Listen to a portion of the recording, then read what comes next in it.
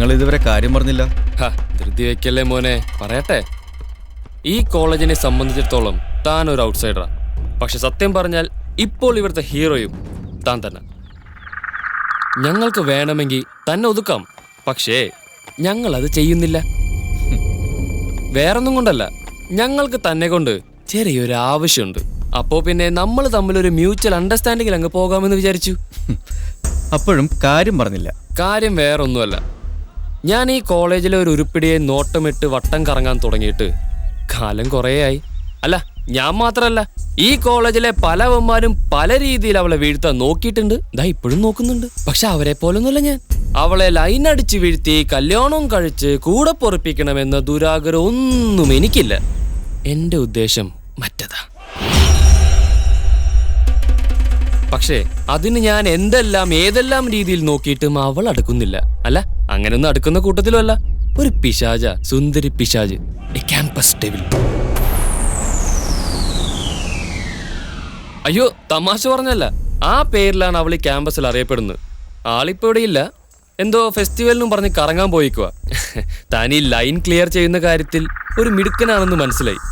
തന്നെ പോലൊരാൾ കൂടെയുണ്ടെങ്കിൽ ചിലപ്പോ എന്റെ ഉദ്ദേശം നടന്നേക്കും. എന്തു പറയുന്നു? ചിലപ്പോ നടന്നേക്കുമെന്നല്ല, നടക്കും. പക്ഷേ ഞാനതിന് ശ്രമിക്കില്ല. വേറൊന്നും കൊണ്ടല്ല, നല്ല ഉദ്ദേശത്തോടുള്ള കേസുകൾ മാത്രമേ ഞാൻ അറ്റൻഡ് ചെയ്യാറുള്ളൂ. നിങ്ങൾ ഇപ്പൊ പറഞ്ഞ പോലെയുള്ള കേസ് കെട്ടുകൾ ഞാൻ അറ്റൻഡ് ചെയ്താൽ ചെറ്റകളുടെ ചെറ്റത്തരത്തിന് കൂട്ടു നിൽക്കുന്നവൻ പരച്ചെറ്റ. പണ്ടുള്ളവർ പറഞ്ഞിട്ടുള്ള അത് മറന്നുപോകുന്നതിന് തുല്യമായിരിക്കും. അതുകൊണ്ട് വെരി സോറി, എനിക്ക് ഈ വിഷയത്തിൽ താല്പര്യമില്ല. നീ ശരിക്കും ആലോചിച്ച് തന്നെ പറഞ്ഞതാണോ? ഞാൻ ഒട്ടും ആലോചിക്കാതെ പറഞ്ഞ സണ്ണിക്കുട്ട. അല്ല, ഈ വിഷയത്തിലേക്ക് ഒരുപാട് ആലോചിക്കാന്ന് പറഞ്ഞാൽ അത് തന്നെ വലിയ മണ്ടത്തരവാ.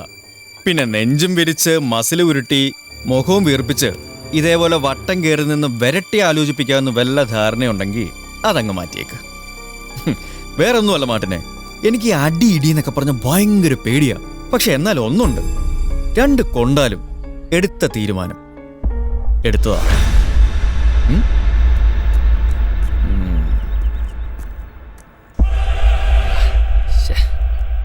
വർഗീസേട്ടാ, ഞാൻ ഇറങ്ങാം. ചുരുക്കി പറഞ്ഞ താൻ ആളാകെ അങ്ങ് ഫേമസ് ആവുക. ഉവ്വ ഓരോ കേസുകൾ ഓക്കെ ആക്കി എടുക്കുന്ന പാടെ എനിക്കല്ലേ അറിയാവൂ. സത്യത്തിൽ ഇതൊന്നും എന്റെ കഴിവില്ലടോ, എല്ലാം ഒരു ഭാഗ്യമാണ്. പിന്നെ ഈ പ്രേമം എന്ന് പറയുന്നത് അങ്ങനെ പിടിച്ചു പറിച്ചെടുക്കാവുന്ന ഒന്നല്ല എന്ന് ഞാൻ പറയാതെ തന്നെ തനിക്കറിയാലോ. പിന്നെ ഞാൻ അതിനെ കുറിച്ചൊക്കെ റിസർച്ച് ചെയ്തിട്ട് നടക്കല്ലേ.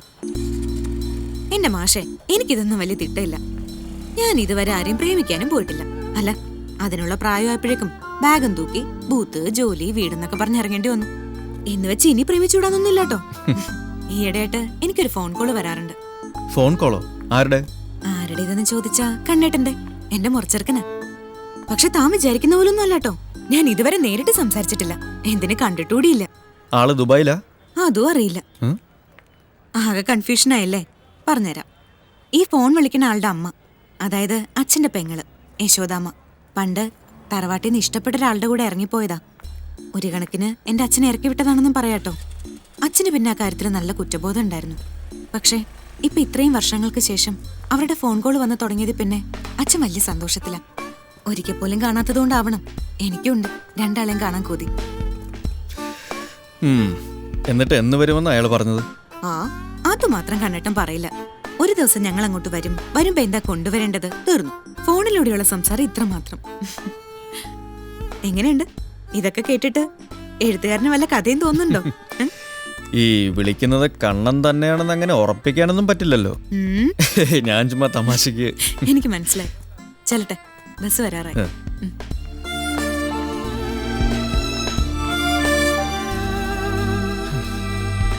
ലെവലല്ലേ, കെട്ടിക്കോട്ടെ. ആ ലെഫ്റ്റ് സൈഡ് കുറച്ചുകൂടെ മേളിലോട്ട്. അല്ല ഡോക്ടറെ, ഞാനൊരു കാര്യം ചോദിച്ചാൽ സത്യം പറയൂ? ആദ്യം ചോദ്യം കേൾക്കട്ടെ, എന്നിട്ട് തീരുമാനിക്കാം. എല്ലാവരുടെ എല്ലാവിധ ലാംഗ്വേജിലും നീ കൂടെയുണ്ട്, നിനക്ക് സ്വന്തമായിട്ട് ഇതിനൊന്നും താല്പര്യമില്ലേ? ആര് പറഞ്ഞു താല്പര്യമില്ലെന്ന്? എനിക്ക് ഓൾറെഡി ഒരെണ്ണം ഉണ്ടെന്നങ്ങ് കൂട്ടിക്കോ.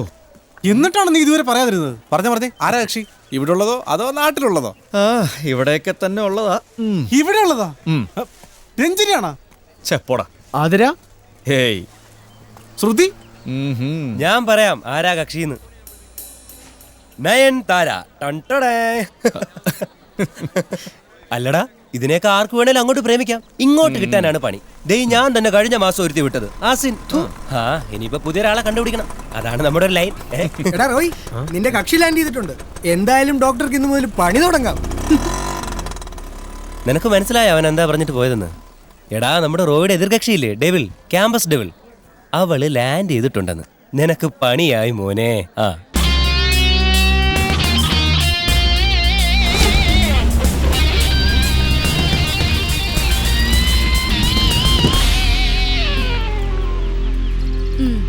ഇപ്പൊ എങ്ങനെയുണ്ട്?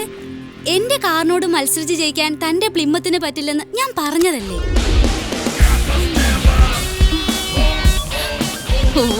ഞാൻ തോറ്റു തന്നല്ലേ? തോറ്റ് ജയിക്കുന്നതാ എനിക്കിഷ്ടം. അപ്പൊ ഓക്കെ, നമുക്ക് വൈകുന്നേരത്തെ ട്രിപ്പിൽ കാണാം. Okay, by.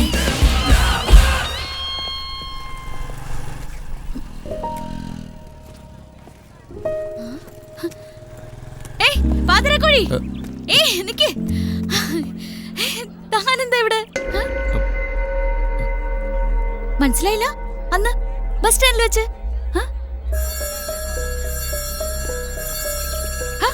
എന്താവിടെ ഇങ്ങനെ അന്തം വിട്ട് നിൽക്കുന്നേ?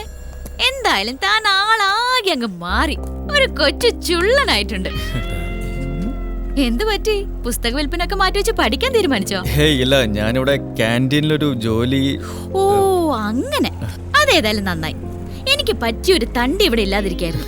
ഈ കോളേജ് കെട്ടിടത്തിന്റെ സ്ട്രക്ചർ പോലെ തന്നെ ഇവിടുത്തെ കുട്ടികളും വെറും പഴഞ്ചേസാ.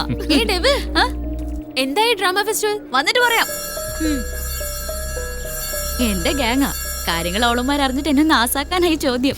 അല്ല, ഫെസ്റ്റിവലിന് പോയിട്ട് സമ്മാനം വാരി കെട്ടിക്കൊണ്ടുവരാന്നുള്ള ഒരു ദുരുദ്ദേശം ഞങ്ങൾക്ക് ഉണ്ടായിരുന്നില്ല. ഞങ്ങളുടെ ഉദ്ദേശം എന്തായാലും നടന്നു.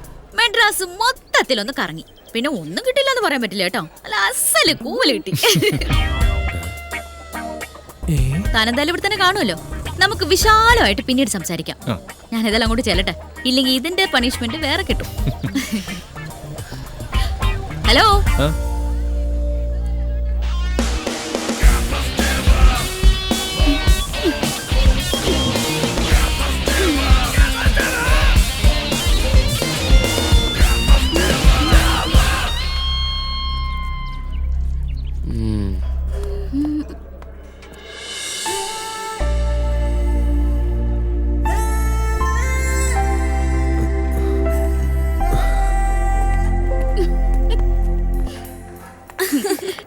സീഡി ഞാൻ എടുത്തില്ല, ലാപ്പിൽ കിടക്കുക.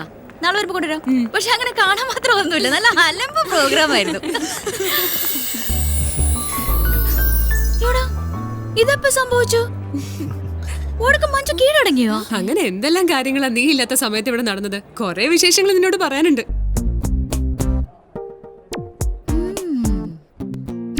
അപ്പൊ അങ്ങനെയാണ് കാര്യങ്ങള്. നീ അതത്ര ഈസി ആയിട്ടൊന്നും എടുക്കണ്ട. ആ വെങ്കിടി എല്ലാവരുടെയും മുന്നിൽ വെച്ച് ഓപ്പൺ ആയിട്ടാ റോയ്ക്ക് വേണ്ടി നിന്റെ കാര്യം ആ ഡോക്ടറോട് സംസാരിച്ചത്. അവൻ അത് ഏൽക്കുകയും ചെയ്തു. അവൻ അതിനുള്ള പണിയും ചെയ്യും. കൊടുക്ക നീ സറണ്ടർ ആവുകയും ചെയ്യും. ഞങ്ങൾക്ക് നല്ല ഉറപ്പാ. ഇതൊക്കെ നടക്കുന്ന കാര്യങ്ങളാണോ? അങ്ങനെ ഒരുത്തും വിചാരിച്ച വേറൊരാളെ കൊണ്ട് ഇഷ്ടമല്ലാത്തത് ഇഷ്ടപ്പെടുത്താൻ പറ്റുമോ? പിന്നെ മഞ്ജുവിന്റെ കാര്യം, അവള് വീഴാൻ നിന്നതാ. അപ്പൊ അവൻ വന്നൊരു ഉന്തു കൊടുത്ത് അങ്ങ് വീഴുകയും ചെയ്തു. അത്ര തന്നെ.